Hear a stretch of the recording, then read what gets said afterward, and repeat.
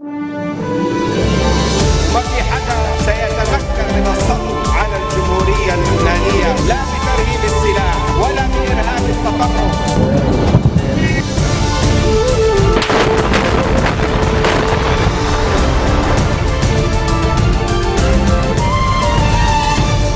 Good afternoon, you're watching the English newscast on FutureTV.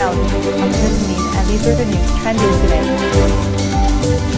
Saudi ambassador to Lebanon, Ali Awad Asiri, meets with future movement leader Saad Hariri to discuss the latest tensions between the two countries. Russia halts airstrikes in Syria in accordance with a ceasefire brokered by Moscow and Washington, as U.S. President Barack Obama calls on all parties to end the attacks. Reformists and moderate conservatives are leading in Iran's parliamentary elections. Saudi ambassador to Lebanon, Ali Awad Asiri, has met with future movement leader Saad Hariri to discuss the latest tensions between the two countries. The meeting was held at Hariri's downtown residence. A brief statement issued by Hariri's press office did not disclose the context of talks between the two officials.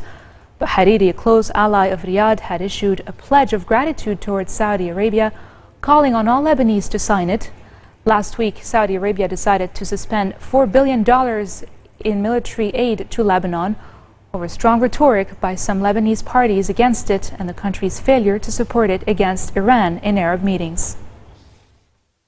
The Usting activist group has held a demonstration in front of Beirut's Nijmi Square, marking the 1000th day since Parliament's term was extended. Although the protests only attracted a few dozen people, they were able to cause traffic congestion near Nijmi Square in downtown Beirut. Just a reminder that Lebanon's parliament had voted to extend its mandate until 2017, citing security concerns linked to the civil war in neighboring Syria.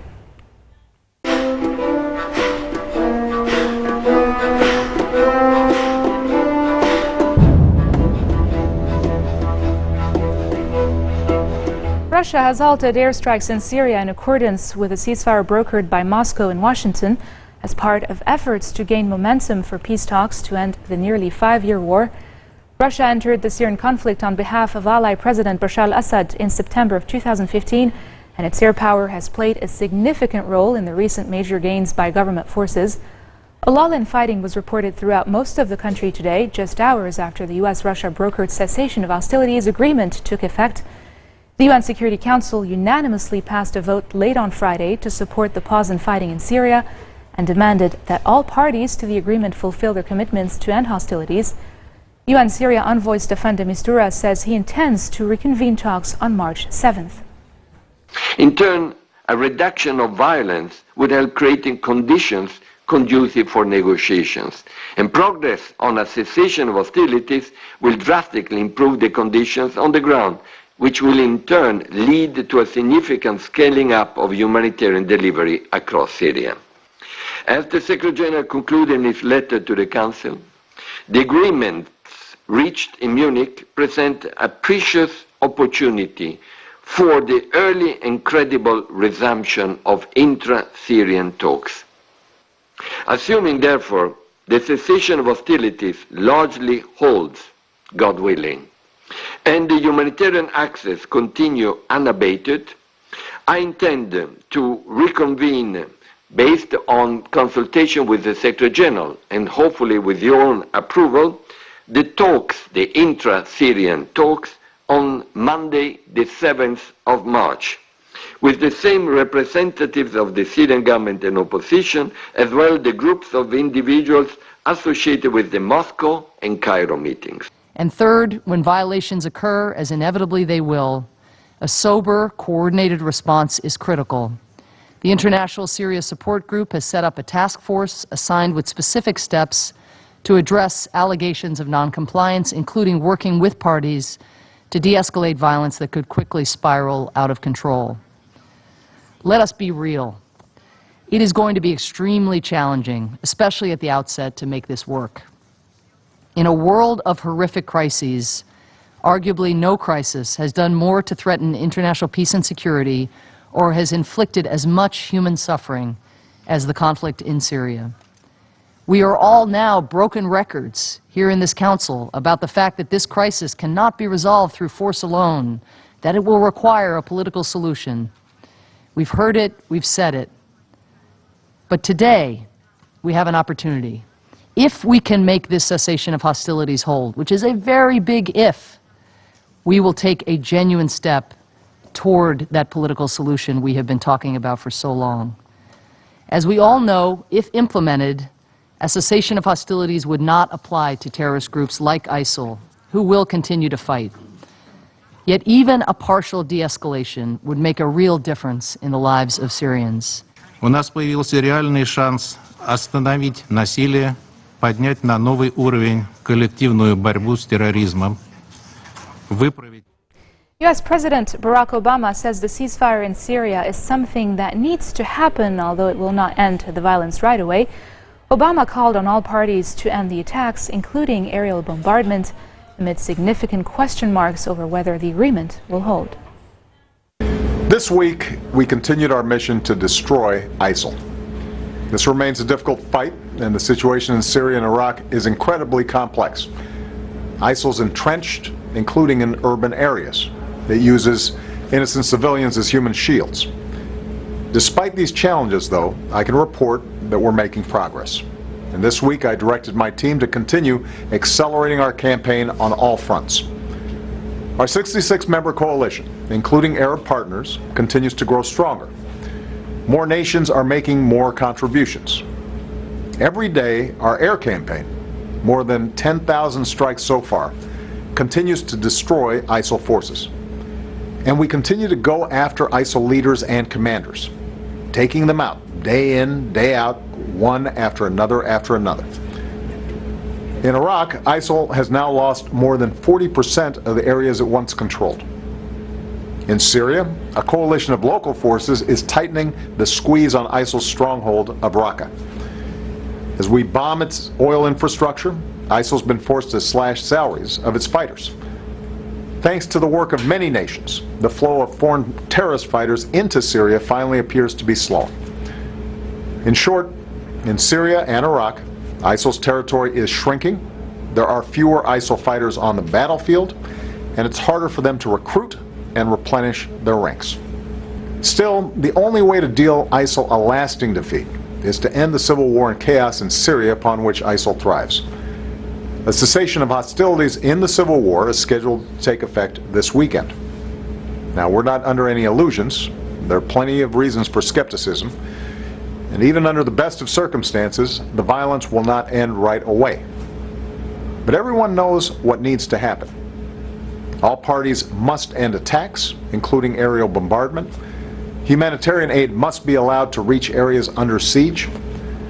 And a lot of this is going to depend on whether the Syrian regime, Russia, and their allies live up to their commitments. The coming hours and days will be critical, and the world is watching.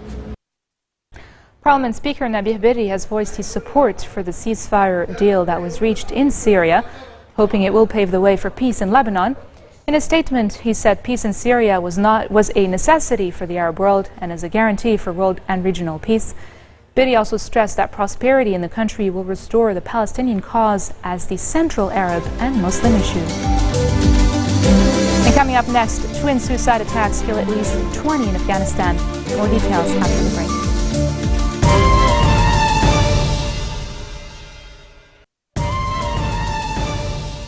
Welcome back. Reformists and moderate conservatives are leading in Iran's parliamentary elections. This is according to early results today, an indication that President Hassan Rouhani may face a more friendly House to pursue his domestic agenda. Early returns from Friday's polls show that none of the three competing political factions will win a majority in the 290-seat parliament. But reformists seeking greater democratic changes are heading towards their strongest presence since 2004 at the expense of hardliners. Friday's election for Iran's parliament and the powerful clerical body known as the Assembly of Experts was the first since Iran's landmark nuclear deal with world powers was reached. At least 9 people were killed and 13 were injured in a suicide attack outside the Defense Ministry building in the Afghan capital, Kabul. Most of the casualties were civilians.